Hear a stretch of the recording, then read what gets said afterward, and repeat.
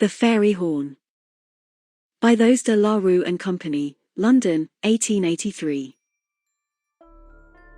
Feet the first. A captive in the giant's hold.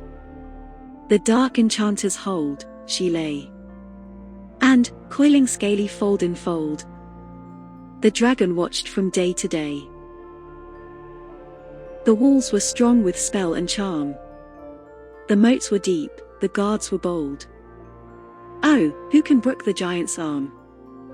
Or who can burst the dragon's fold? The walls had rung with clash and shout. With dint of feet the turf was worn. Red splashes marked the stones about. Yet none could sound the fairy horn. And still the dragon watching lay. From morn to night, from night to morn. And still the giant held his prey, till one should sound the fairy horn. Feet the second. He crossed the moats, though they were deep. He passed the guards, though they were bold. He sauntered up the castle steep, and stood before the giant's hold. A youth of presence like a girl, his hair like silk, his eyes like flowers, serenely playing with a curl. He gazed upon the gloomy towers. He pinched his ears to make them red. He waved his hands to make them white. His long hair blew about his head. In troth, he was a pretty sight. His trim sword dangled at his side. Against his hip his hand was set, and rather vanity than pride shone in his eyes pure violet. About him lay the valiant dead. Around him stretched the fatal field.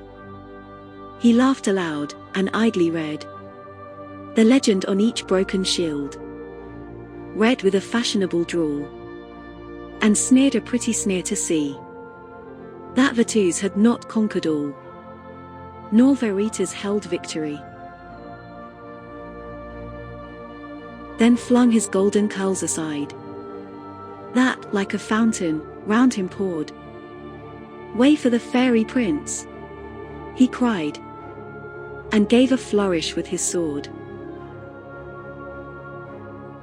Feet the third. The dragon grimly lies in wait. The giant grasps his club in scorn. What sound is that? Oh, death and fate. Tra-la, tra-la. The fairy horn. The fairy horn.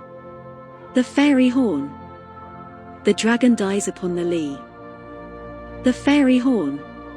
The fairy horn. The giant howls, and where is he? The fairy horn. The fairy horn. And spell and charm have lost their power. Through widening fissures looks the morn, through dismal gaps in wall and tower,